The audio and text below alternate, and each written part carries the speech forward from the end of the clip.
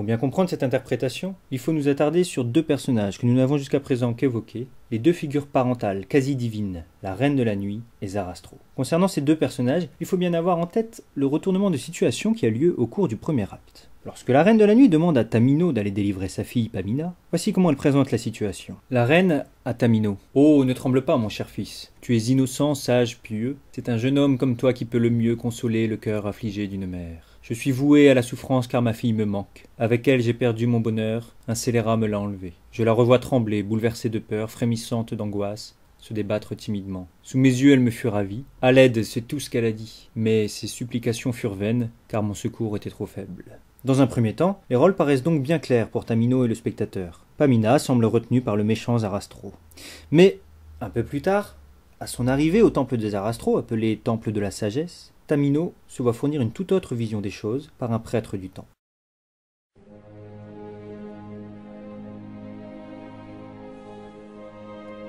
Wo willst du, kühne Fremdling, hin? Was suchst du hier im Heiligtum? Der Lieb und Tugend Eigentum. Die Worte sind von hohem Sinn. Allein, wie willst du diese finden? Dich leitet Lieb und Tugend nicht, weil Tod und Rache dich entzünden. Nur Rache für den Bösewicht. Den wirst du wohl bei uns nicht finden. Sarastro herrscht in diesen Gründen. Ja, ja, Sarastro herrschet hier. Doch in der Weisheitstempel nicht. Herrscht im Weisheitstempel hier. Il s'agit là d'un récitatif, mêlant dialogue et chant, et ce récitatif se trouve donc mis en valeur par rapport au passage uniquement parlé du reste du Singspiel.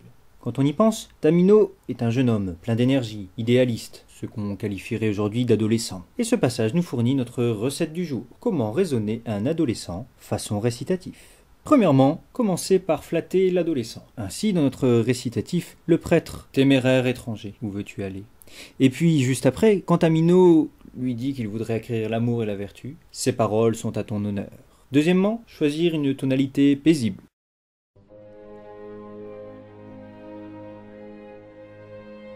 Wo willst du, kühner Fremdling, hin? Ici, en l'occurrence, Mozart choisit la bémol majeur.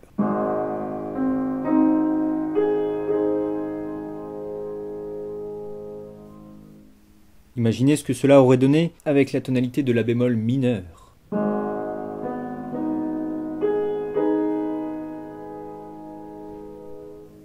L'heure est grave. Ou bien même avec un accord de septième diminué.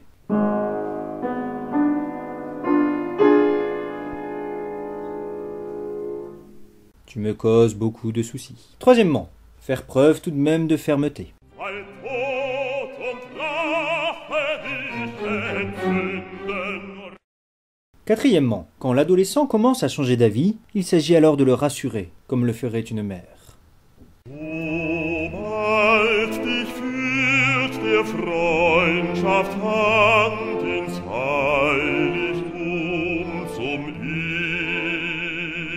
ewigen Band.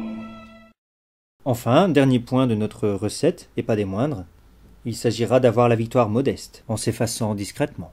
Sobald dich führt der Freundschaft Hand ins Heiligtum zum ewigen Band.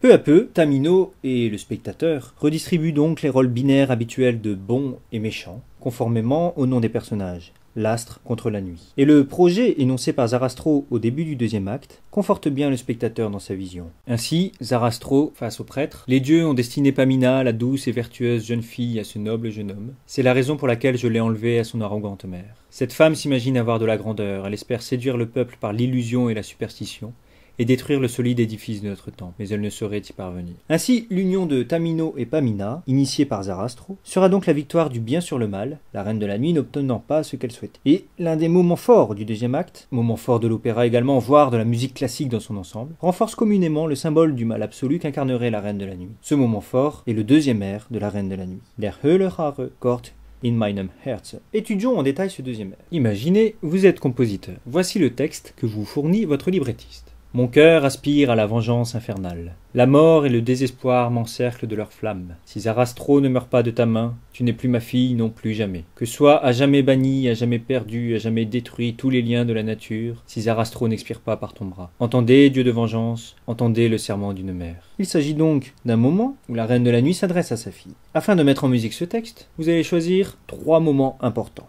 Les paroles Tod und Verzweiflung, qui signifie mort et désespoir, puis la mort de Zarastro, Zarastro Tode Schmerzen, et enfin, tu ne seras plus jamais ma fille, Meine Tochter nimmer mehr. Étudions à présent la façon dont Mozart a mis en musique chacun de ces 3 éléments. Le premier tout d'abord, Tod und Verzweiflung, mort et désespoir. Mozart utilisera au moment de ses paroles des notes aiguës pour la chanteuse. Il ponctuera l'expression d'un forté avec notamment un coup de timbale. Et enfin, il emploiera l'intervalle de seconde augmentée, un intervalle particulier dans la musique classique, très tendu.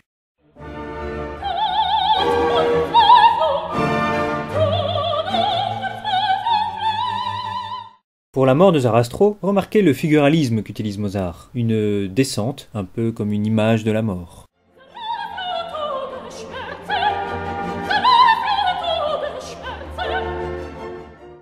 Enfin, notre troisième moment fort, Meine Tochter nimmer mehr, tu ne seras plus jamais ma fille. Mozart réutilise encore les notes aiguës pour notre chanteuse. Il utilise également un chromatisme qui donnera la couleur sombre. Et enfin, il n'hésite pas à répéter ses paroles.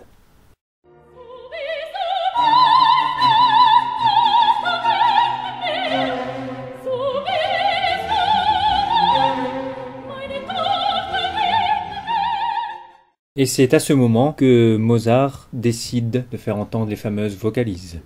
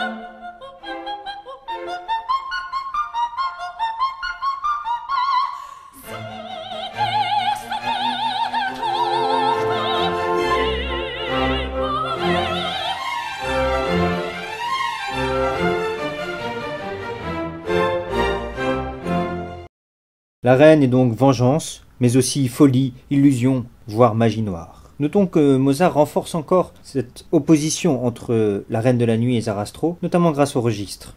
Pour bien comprendre, faisons un petit rappel des tessitures. De façon basique, les voix humaines peuvent être partagées entre voix de femme et voix d'homme, et chacune de ces voix en 2, soprano alto et ténor basse. La reine de la nuit est bien sûr une soprano,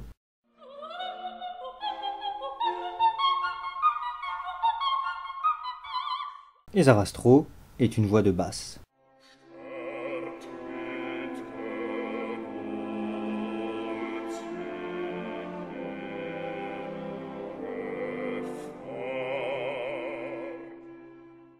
Mais le procès de la reine semble trop hâtif et caricatural, relevant d'une interprétation manichéenne de l'œuvre. Or, il semblerait que Mozart avait une pensée plus complexe de l'humain, ne pouvant opposer de façon radicale le bien et le mal, les bons et les méchants. Si l'on approfondit encore notre enquête, la reine, certes symbole du côté obscur, apparaît alors loin d'incarner le mal absolu. Il est donc grand temps de donner la parole à la défense.